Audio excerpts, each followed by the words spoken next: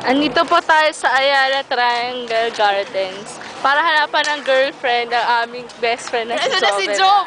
Kasama na si Mika at si Ate Jen. Hello! At ako! Hello! Sana may makita, may mabiktima kami along the way. Mabikta man talaga. Para hindi malungkot ang aking kaibigan. Ay, grabe naman. Uy, Hello, ayun na, may kamusta? nakasalubong na.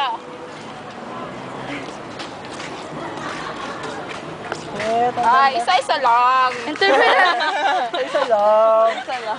Isa lang daw. Hindi kaya nakalaba.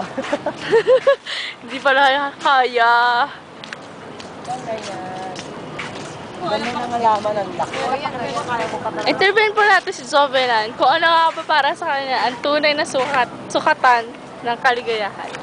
Ang tunay na sukatan ng kaligayahan ay yung may 7 inches.